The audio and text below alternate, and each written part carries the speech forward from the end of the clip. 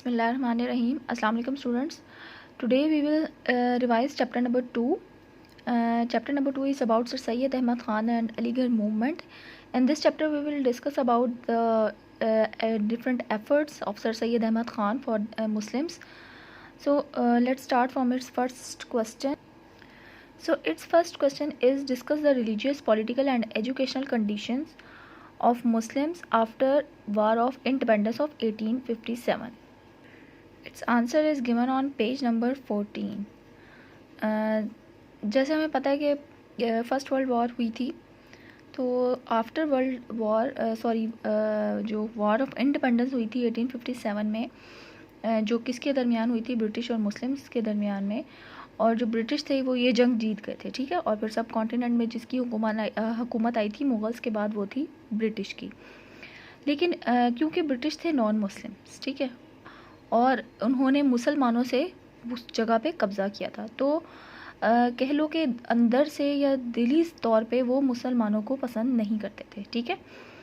तो क्या किया उन्होंने कि उस टाइम पीरियड जो था आफ्टर ये वॉर ऑफ इंडिपेंडेंस, वो मुसलमानों के लिए एक बहुत टफ़ सिचुएशन थी, बहुत टफ़ कंडीशन थी, क्योंकि उस टाइम ब्रिटिश जो थे वो हर तरीके से मुसलमानों को कह लो पीछे कर रहे थे, हर तरीके से, हर चीज़ में, ठीक है। और आप ये कह सकते हो कि उसमें हिंदू जो थे उन्होंने तो उनकी हर चीज़ को एक्सेप्ट किया, हर ऑर्डर को तस्लीम किया, लेकिन क्योंकि उस सब कॉन्टिनेंट में पहले से मुसलमान अपनी एक हुकूमत के साथ एक अपने तौर तरीक़ों से रहते आ रहे थे, तो उनके लिए ये चीज़ जो थी एक्सेप्ट करना थोड़ा मुश्किल था। अच्छा, brief detail of Muslim condition after the 1857 was as under. First heading इसकी आएगी, पूछा है हमसे पॉलिटिकल वाइज अगर डिस्कस करें तो उसमें आता है no government job for Muslims. ये आप सेकंड लाइन से स्टार्ट करेंगे। Muslim were not offered civil services. मुसलमानों को जो था वो उनको सिविल सर्विसेज बिल्कुल नहीं दी जाती थी, यानी आफ्टर जो वॉर ऑफ इंडिपेंडेंस हुई थी तो मुसलमानों के लिए जितनी भी गवर्नमेंट जॉब्स थी वो उनके लिए नहीं थी। फिर इसके अलावा क्या था? Serving Muslims were compelled to leave the service. तो वो लोग जो मुसलमान जो ऑन ड्यूटी थे, यानी जो गवर्नमेंट जॉब उस टाइम कर रहे थे, सिविल सर्विसेज में ऑन ड्यूटी थे, उनको मजबूर किया गया कि वो अपनी सर्विसेज या अपनी जॉब को छोड़ दें। In every advertisement for the service there was a condition that Muslim could not apply और the Muslim were not eligible for the post. तो इसके अलावा जो भी एडवर्टाइजमेंट आती थी, किसी भी जॉब से रिलेटेड आती थी, जो भी जॉब से रिलेटेड एडवर्टाइजमेंट आती थी, उसमें ये चीज़ जो थी मेंशन कर दी जाती थी कि ये पोस्ट जो है वो मुस्लिम्स के लिए नहीं है, ठीक है, यानी मुस्लिम्स वर नॉट एलिजिबल। तो इसलिए ताकि फिर ये होता था कि क्योंकि उस पोस्ट पे लिए कोई भी मुस्लिम फिर अप्लाई नहीं कर सकता था। So all the civil services were offered to Hindus. तो तमाम सिविल सर्विसेज जो थी वो किसको दी गई? हिंदुओं को। हिंदू भी कहीं ना कहीं अंदर ही अंदर मुसलमानों को पसंद नहीं करते थे, तो क्या था कि हिंदू और ब्रिटिश जो थे वो आपस में एक हो गए थे। The main purpose of this act was the suppress the Muslims in every field so that they might not stand against the British government in future. अच्छा, ऐसा सब कुछ जो किया गया, यानी मुसलमानों को जो ऑन ड्यूटी थे उनको जॉब से निकाल दिया गया। सेकेंडली उनको गवर्नमेंट जॉब नहीं ऑफ़र की गई। फिर अगर कोई आगे फर्दर गवर्नमेंट जॉब का कोई एडवर्टाइजमेंट आती तो उसमें ये चीज़ मेंशन कर दी जाती कि ये मुसलमानों के लिए नहीं है। तो ऐसा इसलिए किया गया था क्योंकि वो मुसलमानों को दबाना चाहते थे, हर फील्ड में उनको दबाना चाहते थे। क्यों? ताकि वो इन फ्यूचर जो हैं, फ्यूचर में ब्रिटिश गवर्नमेंट के आगे सर उठा के खड़े ना हो, ठीक है, यानी उनके अगेंस्ट ना हो। क्योंकि कहीं ना कहीं अंदर ही अंदर ब्रिटिश जो थे उनको इस चीज़ का ख़तरा तो था, क्योंकि उन्होंने मुसलमानों का एक जो बहुत अरसे से जहाँ पे उनकी हुकूमत थी उसको छीन लिया था, उनकी स्टेट को छीन लिया था। तो उनको कहीं ना कहीं ये ख़तरा भी था कि इन फ्यूचर जो है ये मुसलमान जो हैं वो हमारे ख़िलाफ़ ना हो जाएं। तो इसलिए उन्होंने ये तमाम जो थी सिचुएशन पैदा की, ठीक है। अब ये जो no government job for Muslims है ये पॉलिटिकल सिचुएशन पे बेस करती है। तो ये सेकंड लाइन से स्टार्ट करना है आपने, मुस्लिम वर नॉट ऑफर्ड से लेकर सेकंड लास्ट लाइन फ्यूचर तक। अच्छा, नेक्स्ट है religious and educational backwardness.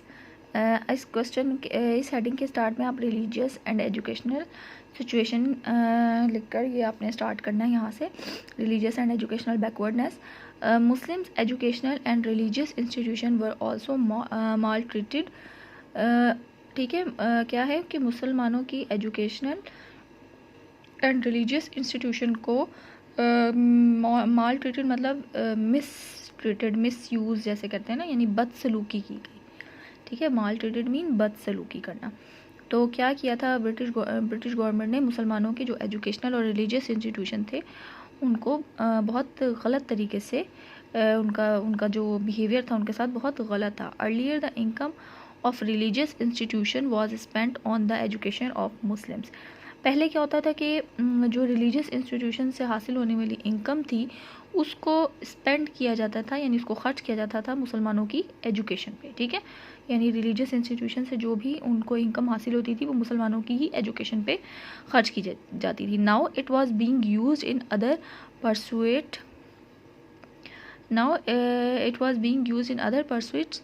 Persuades mean aims. ठीक है, as per British government desire. फिर क्या हुआ कि उसके बाद अब मुसलमानों की जो ये हासिल जो उनको इनकम मिलती थी उन रिलीजियस इंस्टीट्यूशन से, फिर ब्रिटिश गवर्नमेंट ने उनको अपनी ख्वाहिश के मुताबिक अपने ही मकासद में इस्तेमाल करना शुरू कर दिया।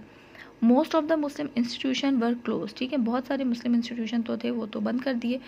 मुस्लिम्स हु वर एजुकेटेड, मुसलमान जो एजुकेटेड थे from the remaining Muslim institution, जो रिमेनिंग कुछ बंद कर दिए थे। ठीक है, जो कुछ रिमेनिंग मुस्लिम इंस्टीट्यूशन बचे थे और वहाँ पे जो एजुकेटेड मुस्लिम थे could not get any job, उनको कोई भी जॉब नहीं मिल सकी। जैसे मैंने अभी आपको ये जॉब जो इससे पहले जो हमने पढ़ा था पैराग्राफ, ये उसमें भी बताया था। ठीक है, उनको जॉब नहीं दी गई।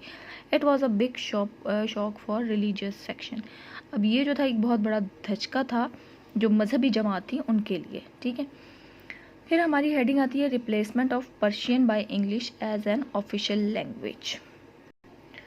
चैप्टर 1 में था हमारा ये एक ऑब्जेक्टिव पार्ट में कि जब ब्रिटिश गवर्नमेंट ने पर्शियन लैंग्वेज को किससे रिप्लेस किया था, इंग्लिश से। ठीक है, तो अब हम इसको प्रॉपर देख रहे हैं।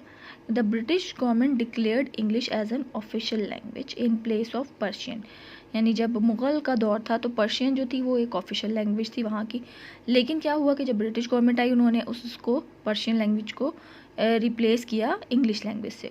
ठीक है, Hindu did not opposed it, Hindu जो थे वो इसके ख़िलाफ़ नहीं हुए और एक्सेप्ट कर लिया उन्होंने इसको, accepted it as an official language, but Muslims were shocked by this change because it was meant not only the change of language but the change of Islamic culture and civilization.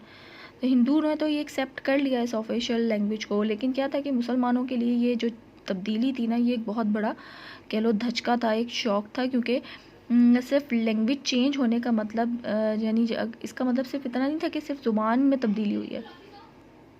अच्छा, अब वो कहते हैं कि इस तब्दीली का जो मतलब है, यानी सिर्फ ये लैंग्वेज की तब्दीली नहीं थी, ये जो थी वो इस्लामिक कल्चर और सिविलाइजेशन में की भी चेंज थी, क्योंकि जब ज़ुबान ही तब्दील हो गई तो जो एक उनका एक कल्चर जो शुरू से चलता आ रहा था, उनकी जो एक सिविलाइजेशन थी वो भी, उसमें भी तब्दीली आएगी। More our Muslim children were not ready to get education in English. अब इससे भी ज़्यादा और बुरी सिचुएशन क्या थी कि चलो एक तरफ उन्होंने इंग्लिश लैंग्वेज लेकर आ गए, लेकिन दूसरी तरफ उन्होंने ये किया कि मुसलमान जो बच्चे थे उनको इस काबिल नहीं रहने दिया कि वो इंग्लिश एजुकेशन हासिल करें, यानी उनको अलाउ ही नहीं किया कि वो उनके जो इंस्टीट्यूशन थे जहाँ पे इंग्लिश एजुकेशन को प्रमोट किया जा रहा था, इंग्लिश लैंग्वेज को प्रमोट किया जा रहा था थ्रू एजुकेशन और थ्रू एनी अदर सोर्स, वहाँ से मुसलमानों को, चिल्ड्रन को अलाउ नहीं था कि वो वहाँ से एजुकेशन हासिल कर सकें।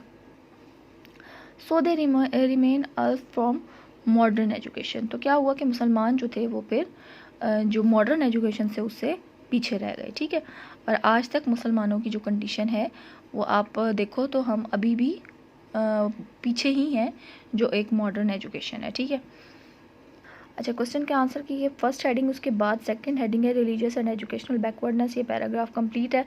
फिर है replacement of Persian by English as an official language, the British government declared से लेकर नेक्स्ट पेज पे मॉडर्न एजुकेशन तक। ठीक है, ये है हमारा फर्स्ट क्वेश्चन का आंसर।